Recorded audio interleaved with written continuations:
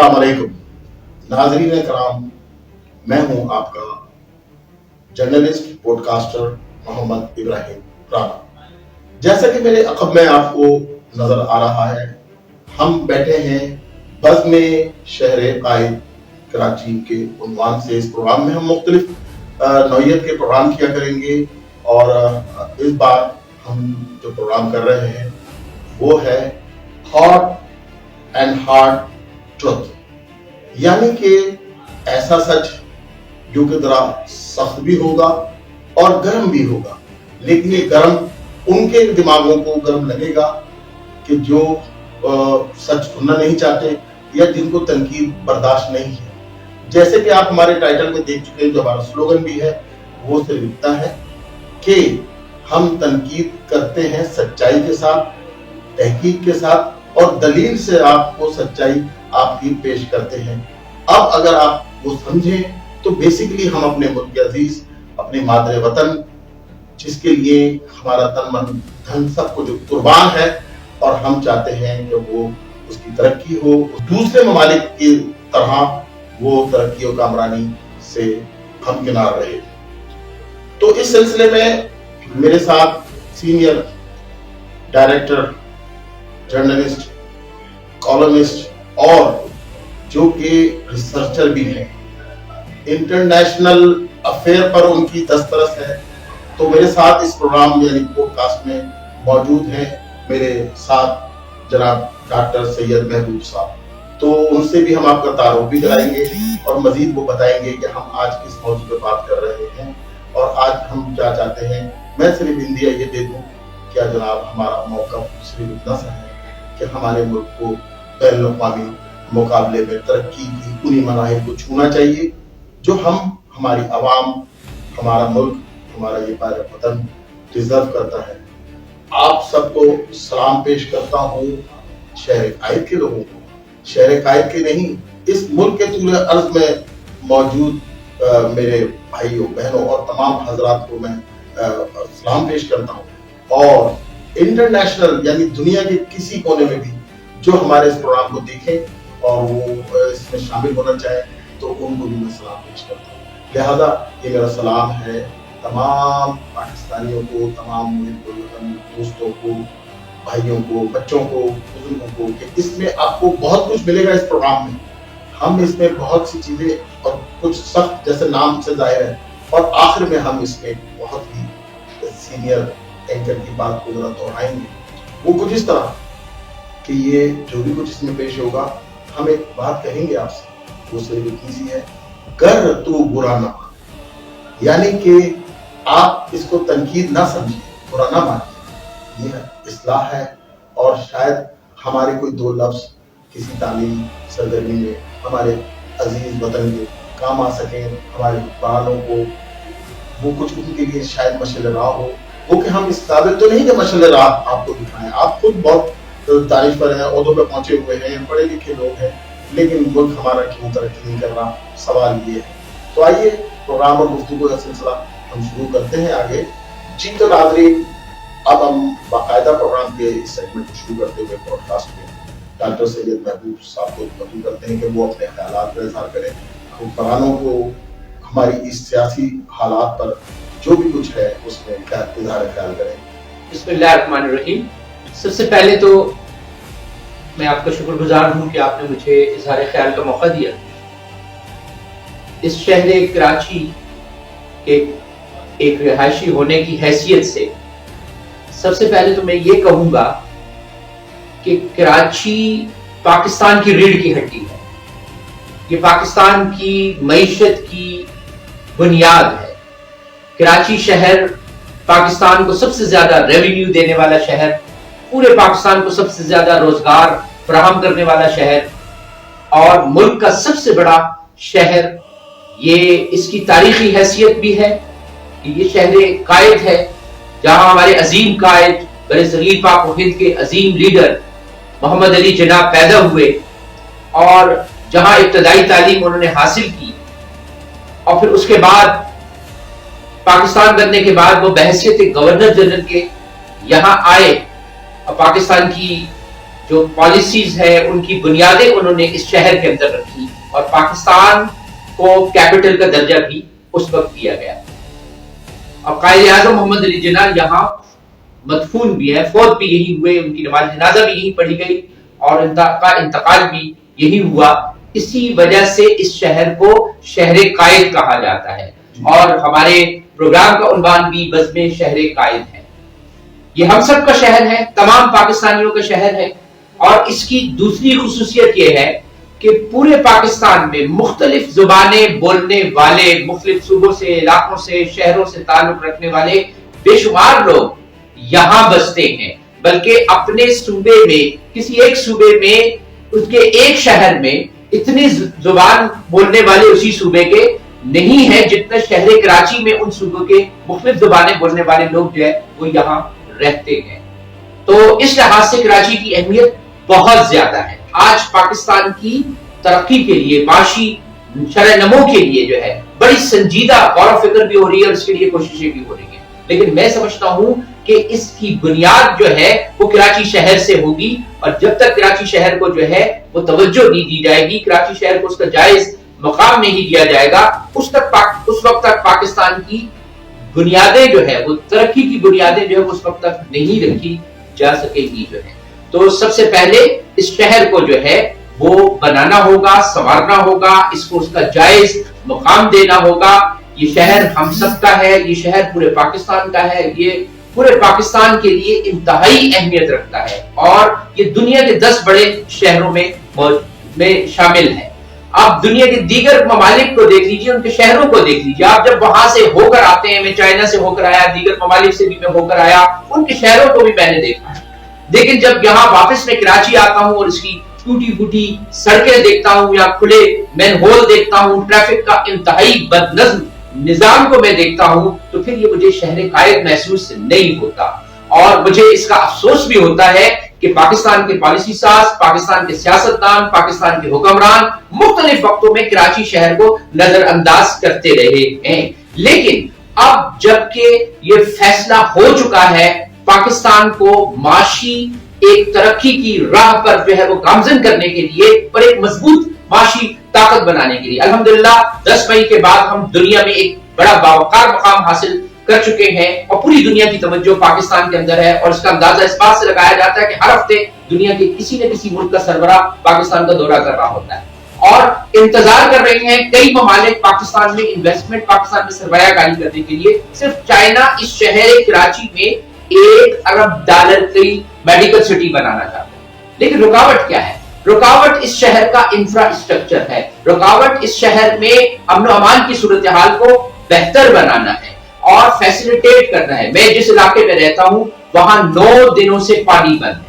اس شہر کے لوگوں کو پینے کا پانی میسر نہیں ہوتا. ایک ٹینکر مافیا کا ایک راج ہے. ہمارے صوبے کے وزیر اعلیٰ بہت پڑھے لکھے ہیں, اسٹینفورڈ یونیورسٹی سے فارغ ہیں, ماشاءاللہ سید بھی ہیں, آل رسول بھی ہیں, اور ہمارے جو شہر کے میئر ہیں وہ بھی بیرون ملک سے پڑھے ہوئے ہیں. انہوں نے وہاں کی جو ہے وہ انفراسٹرکچر دیکھا ہوگا, ان شہروں کی جو ہے وہ بلدیاتی نظام کو بھی دیکھا ہوگا, محسوس بھی کیا ہوگا اپنی آنکھوں سے. لیکن کیا وہ اس شہر کراچی پر بھی وہاں سے آنے کے بعد, وہاں سے تعلیم حاصل کرنے کے بعد, جب ان اس شہر کی کا انتظام ان کے ہاتھ میں ہے, الحمدللہ 18ویں ترمیم کے بعد صوبوں کے پاس جو ہے وہ اختیارات بھی ہیں اور وہ سرمایہ بھی ہے جو اس شہر کو بنانے کے لیے اور اس کی تعمیر کرنے کے لیے ضروری ہے.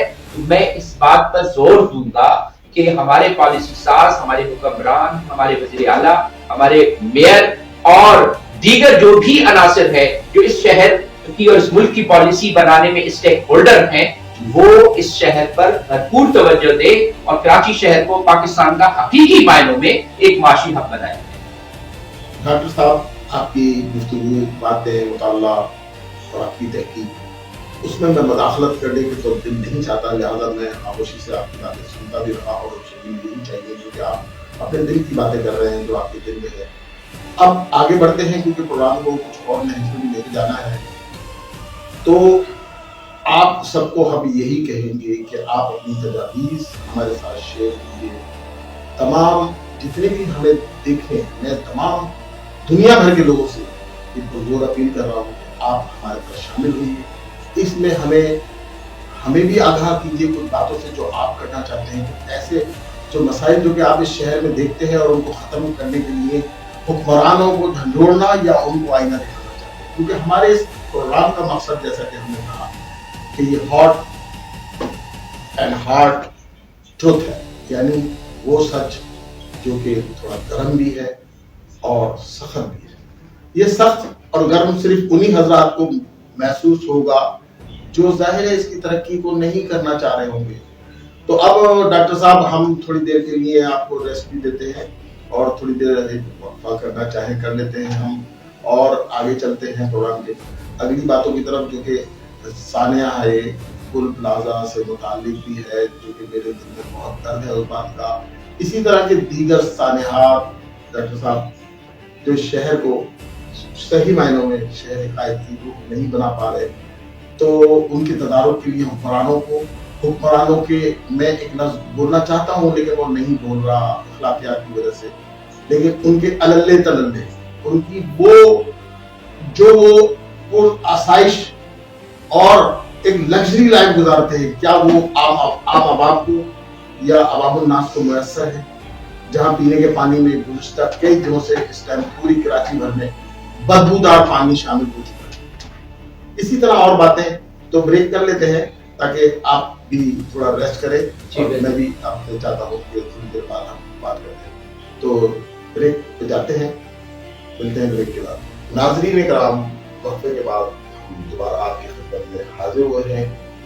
پروگرام ظاہر آپ کے علم میں ہے، قدم شہر قائد کا ہمارا مین چیپٹر ہے۔ اسی چیپٹر کے اندر ہم نے ایک سیگمنٹ رکھا ہے کہ the hot and hard truth، یعنی کہ وہ سچ جو کہ تھوڑا سخت بھی ہے، تھوڑا گرم بھی ہے۔ لیکن ایک اور بات ہم نے آپ کو ابتدا میں کہی تھی کہ آپ یہ ذہن میں رکھیے کہ یہ تنقید نہیں ہے، اصلاح ہے۔ ہم اصلاحی پہلو بتانا چاہتے ہیں۔ دیگر یہ کہ ہم آپ کو آئینہ اور سچائی کا آئینہ دکھانا چاہتے ہیں کہ کیا ہے شہر میں۔ تو ڈاکٹر صاحب کو ہم کنٹینیو کریں گے، ڈاکٹر صاحب کو دوبارہ سے ہم کوشش کریں گے کہ جناب وہ بالکل اپنے دل کی سچائی، جو مسائل عوام الناس کو ہو رہے ہیں کراچی میں ہے، سانحہ گل پلازا جو کہ بہت مشہور ہوا لیکن ابھی وہ سرد خانوں میں دبتا جا رہا ہے۔ تو ڈاکٹر صاحب بات یہ ہے کہ میرا دل میں دکھ کا تو یہ عالم ہے کہ میں سمجھتا ہوں کہ وہاں پر انسانوں کا تندور بنا دیا گیا، لوگوں کو تندور میں ڈال دیا گیا اور وہاں جلنے کے لیے چھوڑ دیا گیا۔ کوئی ایسی مشینری، کوئی انتظام دنیا بھر میں، ہم ایک ویڈیو اپنے کچھ جگہوں پر چینل پہ یوٹیوب پہ دیکھ رہے ہیں کہ 3 منٹ کے اندر وہ آگ بجھانے کا پورا عملہ جو ہے وہ مستعد ہوتا ہے۔ وہ بہت پھرتی سے کام کرتے ہوئے بڑی سے بڑی جگہوں پر لوگوں کو ریسکیو بھی کرتا ہے، بچاتا بھی ہے۔ ہمارے یہاں کوئی ایسا تربیتی پروگرام نہیں ہے۔ جناب میئر صاحب، اپنی ذمہ داری کو سنبھالیے، دیکھیے یہ لوگ آپ پر باتیں کیوں کر رہے ہیں۔ ہم تو نہیں کہتے، ہم تو آپ کو صرف آپ کی بلڈنگ کے سامنے، مین لائٹ ہاؤس کے سامنے ایمیجنا روڈ پر ایک بہت بڑا نالا کھلا ہوا تھا جس کی ویڈیو ہم نے بنائی، اور چند دنوں میں وہاں کے یو سی کے چیئرمین، یو سی کے صدر، جتنے بھی لوگ ہیں ان لوگوں نے وہاں پر سلیبس لگا کے اس کو بند تو بند کریں گے، اچھا کریں گے۔ کار خیر اچھا ہی ہے اپنے شہر کے لیے، شہر قائد کے لیے، اور اگر آپ چھوڑیں گے تو یقیناً ہم آپ کو بتائیں گے۔ تو ڈاکٹر صاحب آپ اس بارے میں کیا کہتے ہیں؟ جتنی بھی شہر میں یا ملک کے اندر ٹورز میں جو کچھ ہو رہا ہے، یہ اللے تللے میں عرض کر چکا ہوں پہلے کہ یہ جو شاہنہ شان جو بھی کتنی اعلیٰ شان طریقے سے زندگی 50 گاڑیوں کا کاروبار چل رہا ہے، کیا بیرون ملک کے آپ کے دورے رہے گزشتہ دنوں آپ چائنا بھی مدعو کیے گئے تھے چائنیز کانسولیٹ کی جانب سے، تو وہ بھی آپ کو تذکرہ کر کے اس میں ذرا ہماری رہنمائی فرمائیں۔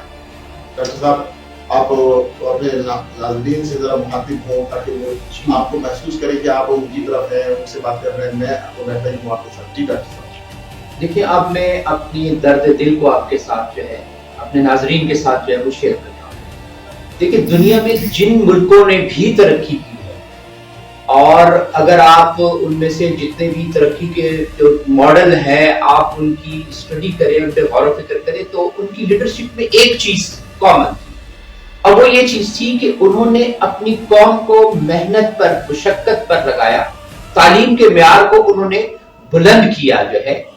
اور چائنا کی میں مثال آپ کو دیتا ہوں کہ 1979 تک چائنا میں 90% गुर्बत थी जो, और 1,60,00,000 सरकारी मुलाजमीन थे जिनकी एफिशिएंसी बहुत ही कम थी।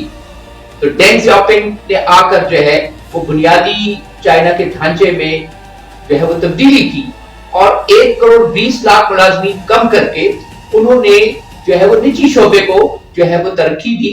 400% जब सरकारी मुलाजिम कम हुए तो उनकी तरक्की की रफ्तार जो है वो तेज हुई, क्योंकि जो सरमाया था वो उन्होंने तरक्की पर लगाया।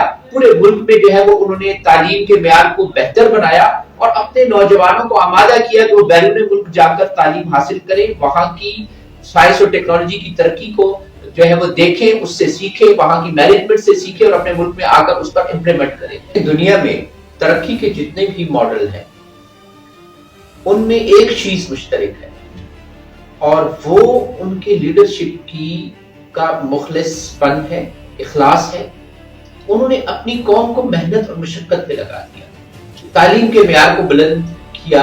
मैंने आपको चीन की मिसाल दी, जिन्होंने 1,60,00,000 डेंग जियाओपिंग ने सरकारी मुलाजमीन को कम करके सिर्फ 40,000, यानी 400% की कमी की, और जो उससे सरमाया जो है वो बचा उसे मुल्क के नौजवानों की आला तालीम, तरबियत और साइंस और टेक्नोलॉजी पे लगा।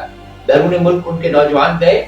शुरू में उनके साथ भी यही हुआ जो हमारे साथ होता है कि बैरून मुल्क की चकाचौंध देके उनकी तरक्की और उनका जो ओपननेस है, खुले माहौल को देखकर 80% नौजवान वहां से वापस नहीं आए, लेकिन वो मायूस नहीं हुआ। उसने अपने पूरे मुल्क में जो है रिसर्च एंड डेवलपमेंट के जो है वो जाल बिछा दिए। आज चाइना दुनिया में रिसर्च एंड डेवलपमेंट पर सबसे ज्यादा बजट खर्च करने वाला मुल्क है, और इस तरह आहिस्ता आहिस्ता जो है वो नौजवान फिर वापस आना शुरू। और इस वक्त अगर आप देखें तो उस दौर में गए हुए जो कई कीमती उनके जहन थे जो है, जिनको ब्रेन डेथ जो है वो समझा जाता था, अब उनको ब्रेन गेन हो रहा है, यानी वो इंतहाई काबिल बासलाहियत और बड़े बड़े साइंसदान जो है वो वापस चीन की तरफ जो है वो आ रहे हैं। इसी तरीके से आप सिंगापुर के ली क्वान को ले लीजिए, इसी तरह से आप जो है वो मलेशिया के महातीर मोहम्मद को ले लीजिए।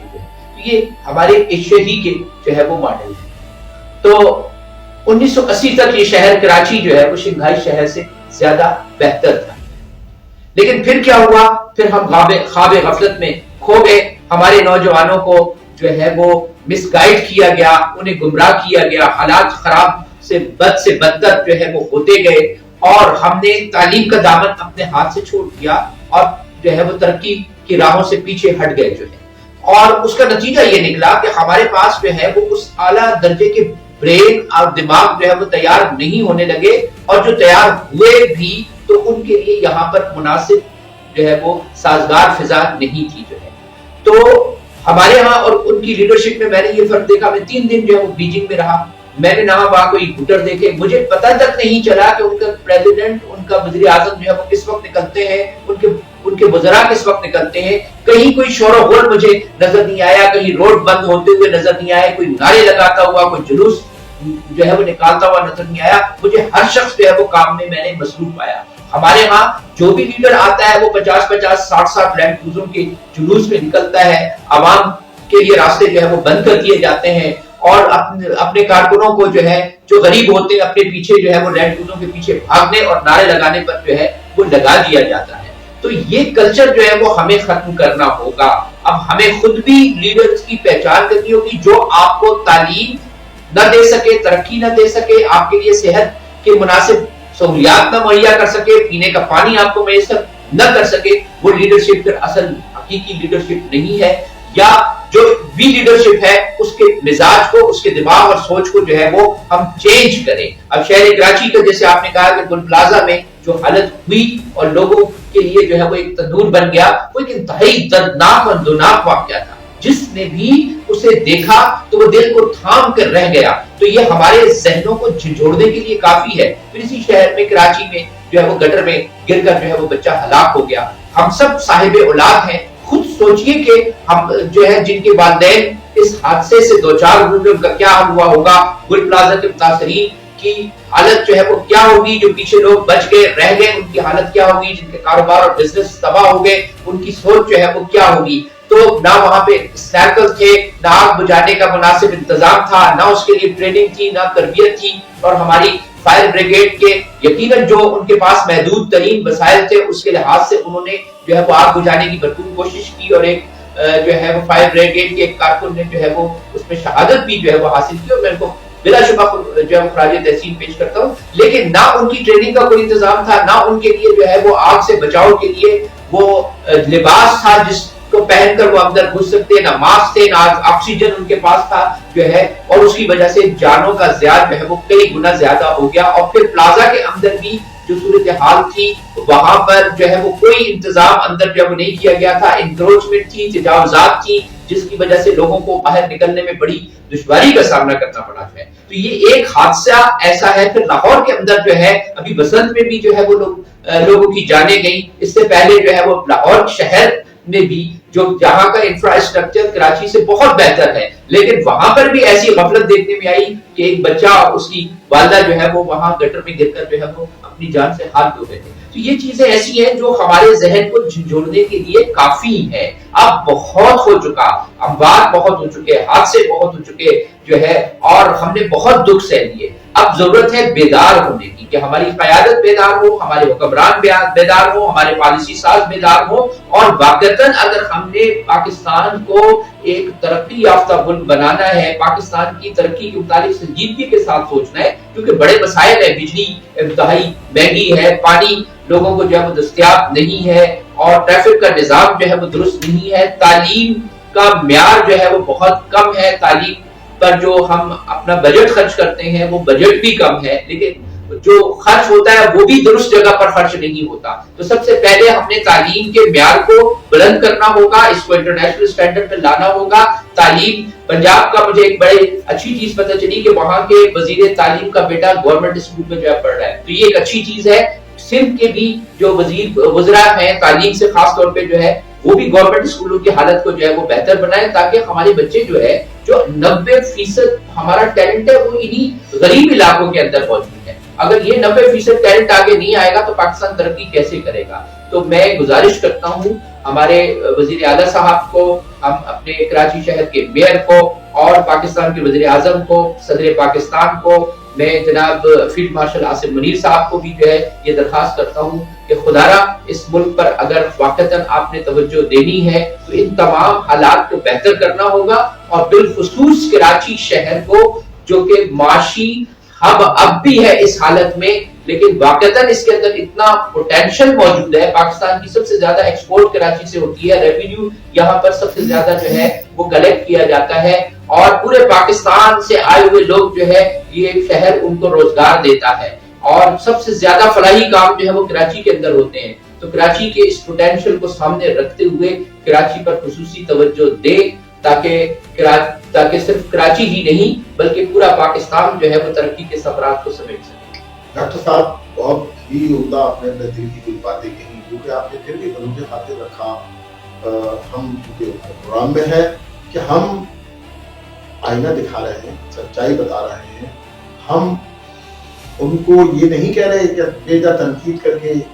اب دیکھیے نا، پوری بلڈنگ ہے، ایک ادارہ جس کو سندھ بلڈنگ کنٹرول اتھارٹی کہا جاتا ہے، 10 لاکھ ٹاور یا دیگر کئی جگہوں پر وہ انکروچمنٹ یا دیگر بلڈنگیں وہ بنواتے بھی خود ہیں، توڑ بھی دیتے ہیں، توڑواتے بھی ہیں. ایس بی سی کے ادارے کی بات کر رہا ہوں.